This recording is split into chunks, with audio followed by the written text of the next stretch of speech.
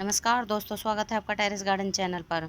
दोस्तों, आज उन पौधों के बारे में बातें करेंगे जिनको कि हम अपने गार्डन में एक बार लगा लेते हैं और फिर उनसे हम कटिंग करके या फिर सीड से और भी सैकड़ों प्लांट बना देते हैं।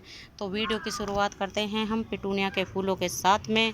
तो आप देख सकते हैं हमारे गार्डन में पिटूनिया के फ्लावर कितने ज़्यादा खिले हुए हैं। तो पहला प्लांट है हमारा सदाबहार का प्लांट। तो सदाबहार के प्लांट को हम एक बार लगा लेते हैं तो फिर हम इसकी कटिंग से और इसके सीड से और भी सैकड़ों प्लांट बना लेते हैं, क्योंकि इसकी कटिंग भी आसानी से चल जाती है और इसमें सीड बनते हैं। तो उनको भी आप डाल दें, मतलब किसी अलग गमले में डाल देते हैं तो और भी प्लांट बन जाते हैं। या फिर जैसे ये प्लांट इस पॉट में लगा हुआ है तो इसके नीचे और भी छोटे छोटे से ढेर सारे प्लांट निकल आते हैं। और अगला प्लांट है हमारा पत्थर चट का प्लांट। तो दोस्तों, पत्थर चट का प्लांट तो एक सिंगल पत्ती से ही ग्रो हो जाता है और इसको अगर हम एक बार कहीं से भी इसकी एक या दो पत्ती ले आते हैं और उनको हम लगा देते हैं तो फिर हमारे गार्डन में और भी ढेर सारे प्लांट बन जाते हैं। तो आप देख सकते हैं ये हमारे गार्डन में ये जो प्लांट बने हुए हैं पत्थर चट के, ये पत्तियों से ही अपने आप ही ग्रो हुए हैं। क्योंकि जैसे कि बरसात होती है या फिर तेज़ हवाएं चलती हैं तो इसकी पत्तियां टूट जाती हैं और फिर पास में जो गमला रहता है उसमें पड़ जाती हैं और वहाँ से फिर नए प्लांट बन जाते हैं। तो हमने ये वाले प्लांट बिल्कुल भी ग्रो नहीं किए हैं, ये अपने आप ही जिस तरह की पत्तियां टूट के गिर गई थी और फिर उससे ये नए प्लांट निकल आए हैं। और ऐसा ही अगला प्लांट है बेबी सनरोज़ का। तो बेबी सनरोज़ को भी अगर हम एक बार लगा लेते हैं तो फिर इसकी एक कटिंग से ही और भी, मतलब जैसे यहाँ से एक कटिंग लगा ली और दूसरे पॉट में लगा दी और दूसरे से एक और कटिंग ले ली, तो इस तरह से कटिंग से बेबी सनरोज़ का प्लांट भी आसानी से चल जाता है। और एक बार इसको हम लगा लेते हैं तो फिर ये कई सालों तक हमारे गार्डन में बना ही रहता है। तो ऐसा ही अगला प्लांट है फाइकस का प्लांट। तो फाइकस में कई वैरायटी आती हैं। तो आप देख सकते हैं ये हमारी कितनी सुंदर स्टारलाइट फाइकस का प्लांट है। तो इसकी भी कटिंग ऊपर से जिस तरह से 2.5 से 3 इंच की कटिंग हम ले लेते हैं और उसको सैंडी सॉइल में ग्रो कर देंगे तो फिर इसकी कटिंग आसानी से चल जाती है। तो दोस्तों, इसकी कटिंग को हमने ग्रो कर रखा है और 10 से 15 दिन में ही इस प्लांट की रूट्स बन जाती है। और अगला प्लांट है मैरीगोल्ड या गेंदे का प्लांट। तो गेंदे के प्लांट को भी आप कटिंग से भी ग्रो कर सकते हैं और इसके सीड से भी ग्रो कर सकते हैं। जैसे कि एक हमने सूखा फूल अगर ग्रो कर देते हैं तो उससे ही हमारे गार्डन में सैकड़ों प्लांट बन जाते हैं। और अगला प्लांट है अपराजिता का प्लांट। तो अपराजिता के प्लांट में ब्लू कलर के फ्लावर आते हैं, सिंगल पेटल आता है, डबल पेटल आता है और इसमें 2 कलर आते हैं, वाइट कलर आता है और ब्लू कलर आता है।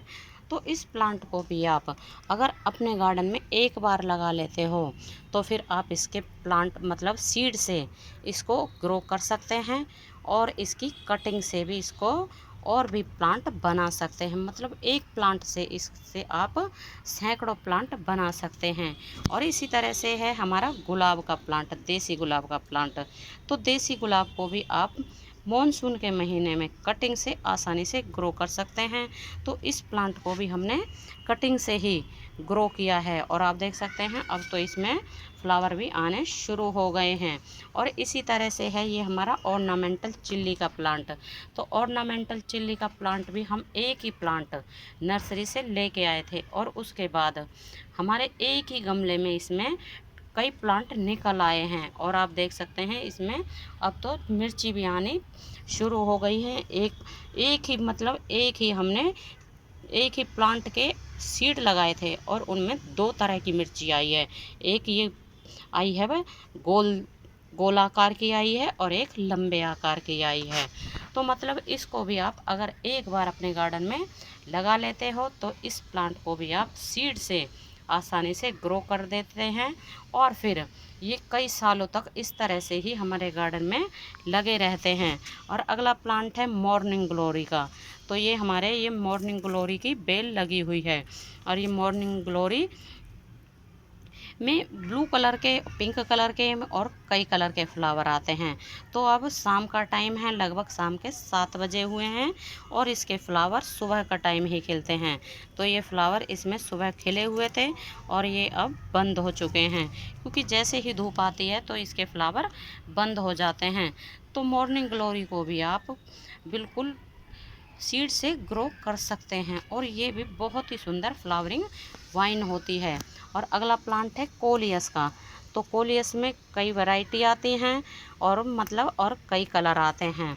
तो इसको भी आप कटिंग से आसानी से ग्रो कर सकते हैं। बस यहाँ से इसकी 2 से 2.5 इंच की कटिंग लेनी है और उसको सैंडी सॉइल में ग्रो कर देते हो तो फिर इससे और भी सैकड़ों प्लांट हमारे गार्डन में बन जाते हैं। तो अगला प्लांट है ऐसा ही डायंथस का प्लांट। डायंथस के प्लांट को आप चाहें तो परमानेंट के तौर पे भी लगा सकते हैं। तो आप देख सकते हैं हमारे गार्डन में भी ये डायंथस के प्लांट अक्टूबर से ही लगे हुए हैं और इनमें अक्टूबर में मतलब विंटर सीजन में भी फ्लावर आए थे और पूरी गर्मियाँ भर इनमें फ्लावर आए थे और अब तो इनमें फ्लावर और भी ज़्यादा आने लगे हैं। तो अब भी हमारे गार्डन में कई डायंथस के प्लांट लगे हुए हैं। एक ये है और बाकी और भी वहाँ आपको दिखाई दे रहा होगा वो लगे हुए हैं और फ्लावर अब तो इनमें और भी ज़्यादा आने शुरू हो गए हैं। और दोस्तों ये लगाई हुई है हमने एक सदाबहार की कटिंग। तो सदाबहार की कटिंग अब चल चुकी है और इसमें फ्लावर भी आने शुरू हो गए हैं। और ये लगाई थी एक फाइकस की कटिंग। तो फाइकस की कटिंग भी बिल्कुल चल चुकी है क्योंकि 10-15 दिन पहले हमने इसको लगाया था। और इसी के पास लगी हुई है एक ये लेंटाना की कटिंग, 2 लगी हुई हैं, एक ये है और एक ये पीछे लगी हुई है। और आप देख सकते हैं बिल्कुल कितना फ्रेश प्लांट है। तो इसका मतलब है ये कटिंग भी चल चुकी है और लेंटाना को भी आप कटिंग से लगा सकते हैं। और जैसे कि हमने इससे एक प्लांट से ये 3-4 प्लांट बना लिए हैं, तो ऐसे ही कटिंग कर करके आप भी कई प्लांट बना सकते हैं। और अगला प्लांट है कनेर का।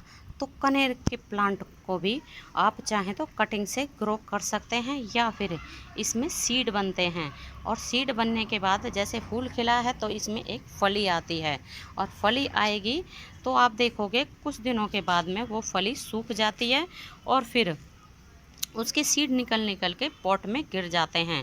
और आपने कनेर के प्लांट को ज़मीन में लगाया है तो फिर ज़मीन में और भी इसके आसपास में ढेरों प्लांट निकल आते हैं। और अगर पॉट में लगाया है तो इसके आसपास में जो भी पॉट रखे हुए होते हैं तो उनमें फिर इसके प्लांट निकल आते हैं।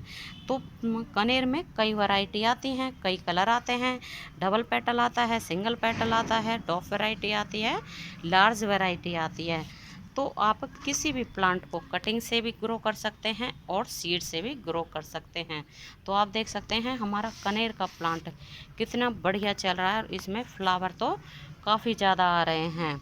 और ऐसे ही अगला प्लांट है प्राइड ऑफ इंडिया का। तो प्राइड ऑफ इंडिया में भी कई कलर के फ्लावर आते हैं और इसमें वाइट कलर के आए हुए हैं और इस प्लांट को भी आप कटिंग से आसानी से ग्रो कर सकते हैं। ये भी बहुत ही सुंदर फ्लावरिंग प्लांट होता है। और पीछे लगी हुई हमारी ये अलमांडा की वाइन। तो अलमांडा को भी आप कटिंग से आसानी से ग्रो कर सकते हैं क्योंकि हमने भी अलमांडा को कटिंग से ग्रो कर लिया है और उसकी कटिंग भी चल चुकी है। तो ये है हमारी अलमांडा की कटिंग। तो आप देख सकते हैं बिल्कुल ये कटिंग चल चुकी है। और वैसे तो हमने इसमें ना 2 कटिंग लगाई थी, एक ये और एक ये तो हमारी ख़राब हो चुकी है लेकिन ये कटिंग चल चुकी है। और जब भी आप कटिंग लगाएं तो एक कटिंग बिल्कुल भी ना लगाएं, कम से कम 3 से 4 कटिंग लगाएं। हो सकता है आप एक कटिंग लगाते हैं तो एक कटिंग ना चले, लेकिन 3-4 कटिंग अगर लगाओगे तो उनमें से एक कटिंग तो ज़रूर ही चलेगी। और अगला प्लांट है मैक्सिकन पेटूनिया का। तो मैक्सिकन पेटूनिया का अगर आप एक प्लांट नर्सरी से ले आते हो तो वो नीचे से और भी बेबी प्लांट निकालता रहता है और इस तरह से आप इसको सीड से भी आसानी से ग्रो कर सकते हैं और कटिंग से भी इसको ग्रो कर सकते हैं। और दोस्तों मैक्सिकन पिटूनिया का प्लांट तो बहुत ही हार्डी प्लांट होता है। इसमें इस तरह के सीड बनते हैं, ये आपको दिख रहा होगा, ये छोटी सी फली बनी हुई है और ये ब्राउन होने के बाद में खुल जाती है अपने आप ही, और फिर इसके सीड इधर उधर जाके उड़ के गिर जाते हैं। और जो इसके पास मतलब इस गमले के पास जो भी और गमले रखे होते हैं तो उनमें जाके इनके सीड गिर जाते हैं और फिर वहाँ और भी प्लांट निकल आते हैं। तो हमारे गार्डन में भी है ना इसी तरह से ढेरों प्लांट मैक्सिकन पिटूनिया के हो रहे हैं सीड के द्वारा, क्योंकि जैसे ये प्लांट यहाँ रखा है तो इसके सीड इधर पड़ गए और मतलब आसपास के पॉट में गिर जाते हैं। और अगला प्लांट है गोमफ्रीना का प्लांट। तो हमारे इस पॉट में गोमफ्रीना का प्लांट लगा हुआ था, वो प्लांट तो ख़त्म हो चुका है, लेकिन आप देख सकते हैं उस प्लांट के वजह से हमारे गार्डन में कितने प्लांट हो गए हैं। एक ये है और बाकी यहाँ भी छोटे छोटे से कई प्लांट हो रहे हैं और भी कई पॉट में गोमफ्रीना के प्लांट निकल आए हैं। मतलब आप अगर गोमफ्रीना को भी एक बार अपने गार्डन में लगा लेते हो तो फिर उसके सीड से और भी हमारे गार्डन में ढेरों प्लांट हो जाते हैं और गोमफ्रीना को भी आप कटिंग से ग्रो कर सकते हो। और अगला प्लांट है आलमांडा का। तो आलमांडा की जैसे कि अभी आपको एक वाइन वैरायटी दिखाई है और ये है बुश वैरायटी। तो बुश वैरायटी में कई कलर के फ्लावर आते हैं और इसमें काफ़ी बड़े साइज़ के फ्लावर आते हैं, तो इसको आप कटिंग से ग्रो कर सकते हैं। और ये भी परमानेंट प्लांट होता है। इसकी कटिंग लगाने के लिए हमें एक पेंसिल के जितनी मोटाई की कटिंग लेनी है और उसको सैंडी सॉइल में ग्रो कर देते हो तो फिर हमारे गार्डन में और भी ढेर सारे प्लांट हो जाते हैं। और अगला प्लांट है सनफ्लावर का।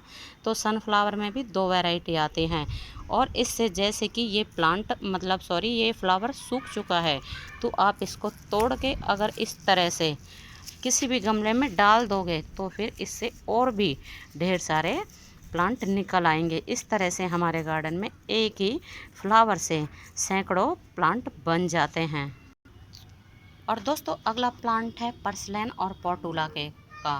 तो पर्सलैन को भी आप कटिंग से आसानी से ग्रो कर देते हैं, तो ये आसानी से ग्रो हो जाता है। बस इसकी छोटी सी कटिंग भी आप लगा देते हो तो फिर कुछ ही दिनों में ये पूरे पॉट को कवर कर लेता है। तो और पर्सलैन भी इसी तरह का एक प्लांट होता है और परमानेंट प्लांट होता है। पूरी गर्मियों भर ये फ्लावर देता रहता है और विंटर सीजन में ये डोरमेंसी में चला जाता है। तो दोस्तों आज के लिए बस इतना ही, फिर मिलते हैं किसी और नई जानकारी के साथ। तब तक के लिए नमस्ते जी, धन्यवाद।